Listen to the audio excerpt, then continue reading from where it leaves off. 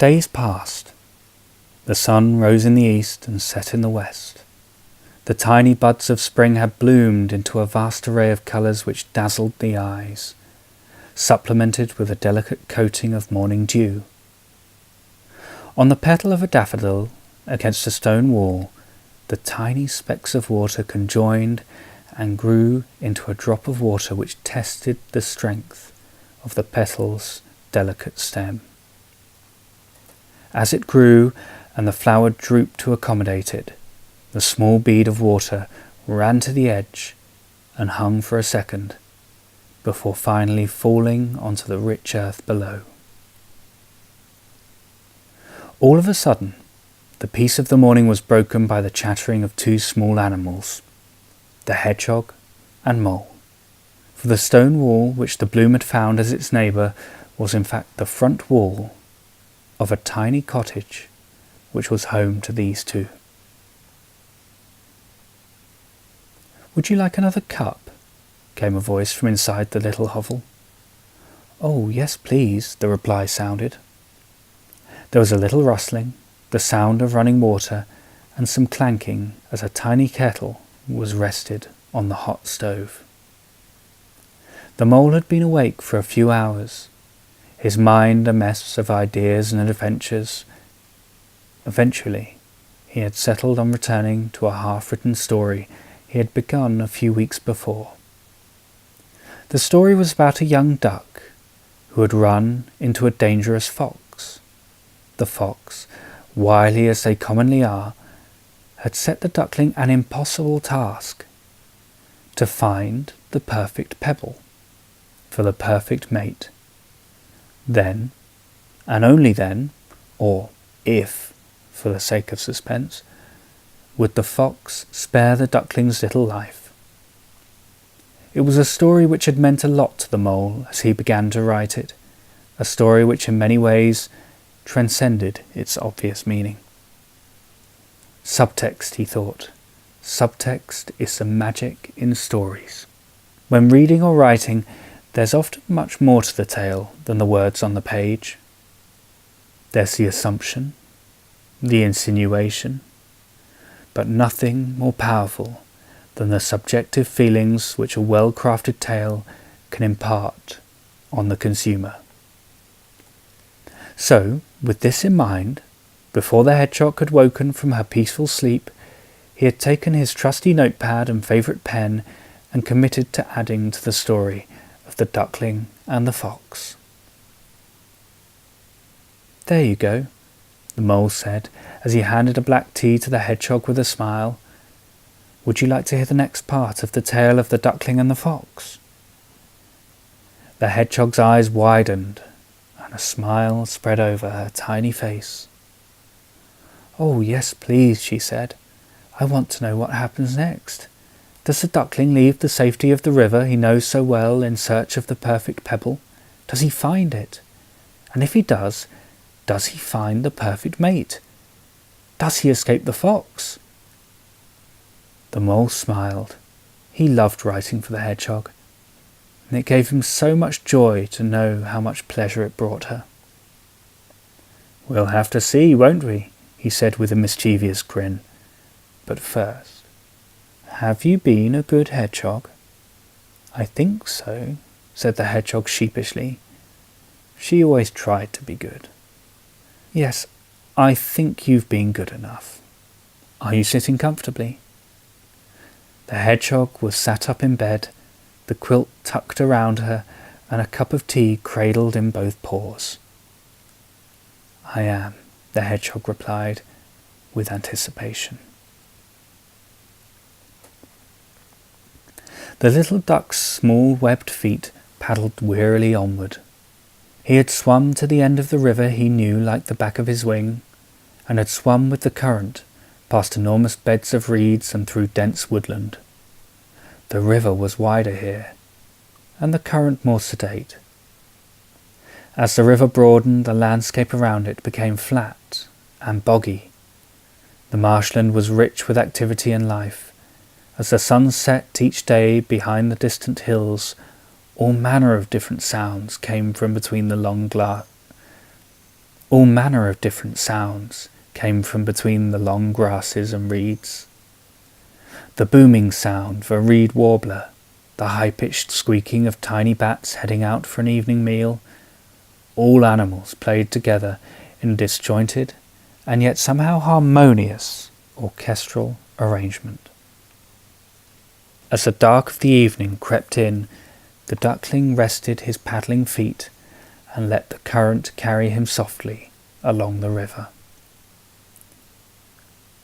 A screeching caw woke the small duck from his sleep. The brightness of the morning sun reflected off the water and dazzled him, and temporarily blinded him. When the glare had worked itself from his small eyes, he took in his surroundings. Ahead lay just water, on and on, until the curvature of the earth pushed over the horizon. It was a beautiful and awe-inspiring sight, the sun casting a shining golden path from its position on the edge of the great blue dome of the sky to the duck's beak as it lapped some water for refreshment. The water tasted different. It tasted salty. The small duck couldn't grasp why or how the water had changed. He tasted the water again, and it was the same. Salty. How? Then, and only then, did the duck look to his left and right. Water. Only water. As far as the eye could see. He span around with a quick kick of his webbed feet, and in the far distance he saw what he realized only now had been missing. Land. The small duck panicked. He was where no duck had ever been before, sat on the water far out to sea, with only the most tiny speck of land, his hope for salvation. He kicked his legs stronger now and pushed himself toward the shore. He stretched his wings for the very first time in his life and felt the sea breeze fill them like sails. He flapped once, twice, and felt his body slowly lift from the water. Again he flapped his wings, desperately trying to stay calm and to retain grace and calm in his movements, for he knew that if he panicked, and he were to try to fly off in panic, he would exhaust himself, and he would tumble from the sky like a stone. He breathed to the rhythm of his beating wings. 1, 2, 1, 2, 1, 2. He was flying. He had never flown before. He had never had the need, and yet, in this moment of need, he had found a way. It was as if fate and destiny had their hands under him and were lifting him skyward, as if they knew he still had work to do. As he rose, he began to grow accustomed to the sensation. The breeze coursing through his feathers, the warm currents of air reaching under him and hoisting him up. He felt a sense of freedom he had never before experienced. Exhilarated by the danger and fear of the perilous situation, liberated by the feeling of flight as he pitched downward and swooped. Faster, faster, faster, and then up, the tips of his tiny toes tracing delicate lines in the surf. The shore was growing closer. A patchwork of green fields framed the marshy reed beds the small duck had drifted through the night before.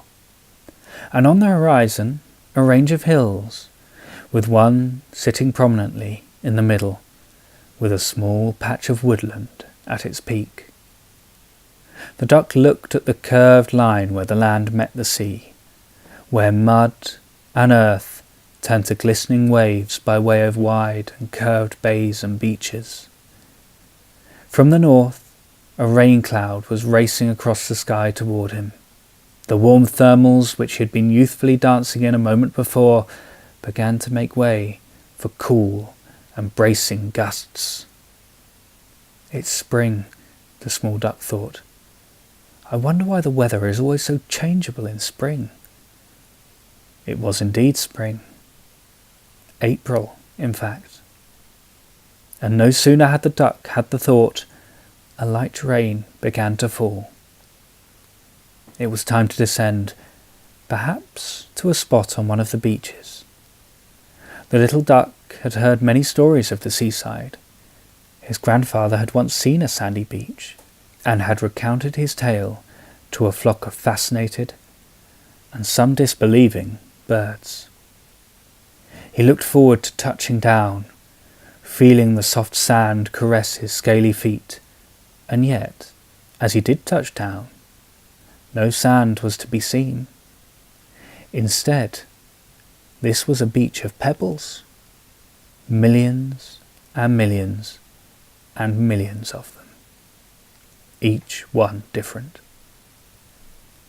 It was then that the purpose of his adventure came back to him, and the fox's deep voice filled his mind.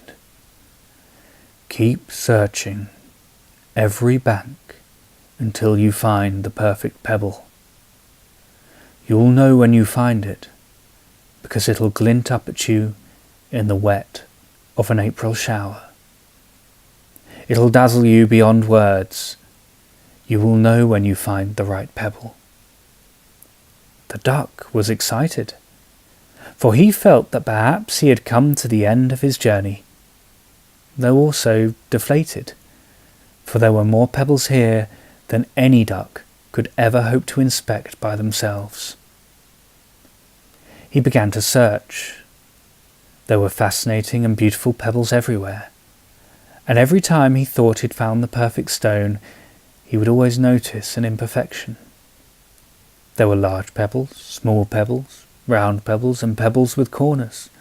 There were pebbles with beautiful patterns and pebbles with fossilized remains of creatures from a different age.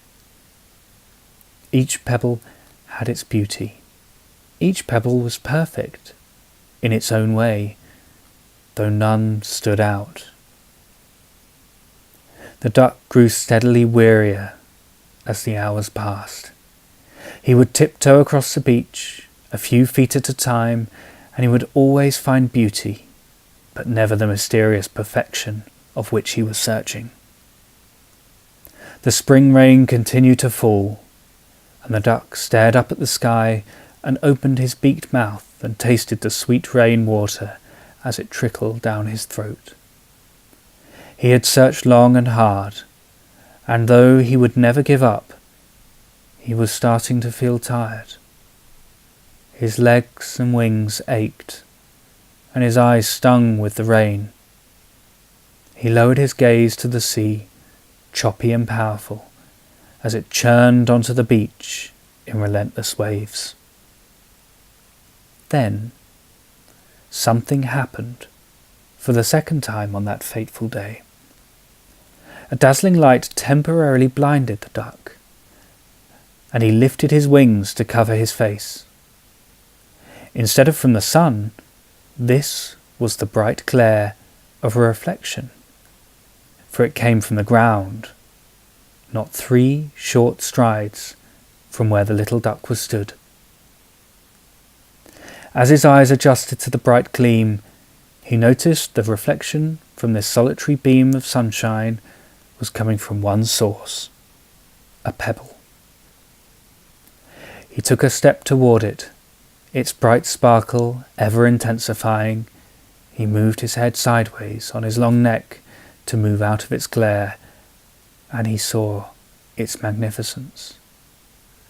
There, laying amongst the white, grey and black pebbles, was a glistening egg of quartz, its crystalline composition radiating the light of the sun. This was the pebble, the perfect pebble. All that remained was to find the perfect mate.